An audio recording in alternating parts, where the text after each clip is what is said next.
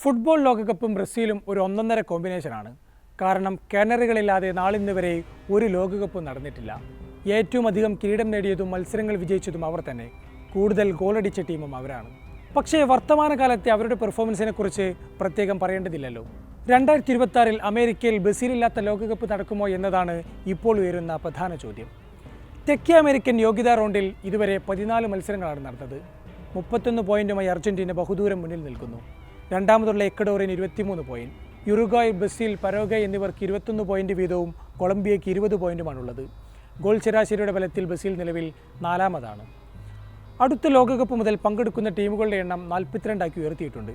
അതുകൊണ്ട് തന്നെ തെക്കേ അമേരിക്കയിലെ 10 ടീമുകളിൽ 6 ടീമുകൾക്കും ഡയറക്റ്റായി യോഗ്യത നേടാം. 7-ാമതായി ഫിനിഷ് ചെയ്യുന്നവർക്ക് ഇന്ത്യൻ കോണ്ടിനെൻ്റൽ പ്ലേ ഓഫിലൂടെയും വരാം. പോയ ലോകകപ്പ് വരെ 4 ടീമുകൾക്ക് ഡയറക്റ്റ് യോഗ്യതയും 5-ാം ടീമിന് പ്ലേ ഓഫ് അവസരവും എന്നതായിരുന്നു കണക്ക്. നിലവിൽ പോയിന്റ് പട്ടികയിൽ 7-ാമതുള്ള വെനസ്വേലയ്ക്ക് വെറും 15 പോയിന്റാണുള്ളത്. അതായത് ബ്രസീലിനേക്കാൾ 6 പോയിന്റ് കുറവ്. ബ്രസീലിന് യോഗ്യത കിട്ടാതിരിക്കണമെങ്കിൽ 2 കാര്യങ്ങൾ സംഭവിക്കണം. ഒന്ന്, വെനസ്വേല ശേഷിക്കുന്ന 4 മത്സരങ്ങളും വിജയിക്കണം.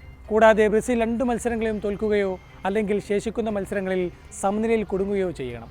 എങ്കിൽ മാത്രമേ ഇങ്ങനെയൊരു സാധ്യതയുള്ളൂ. കൂടുതൽ കോംപ്ലിക്കേഷനുകൾക്ക് നിൽക്കാതെ ജൂണിൽ നടക്കുന്ന 2 ക്വാളിഫിക്കേഷനുകളും വിജയിക്കുക എന്നതാണ് കാനറികൾക്ക് ഇനി ചെയ്യാനുള്ളത്.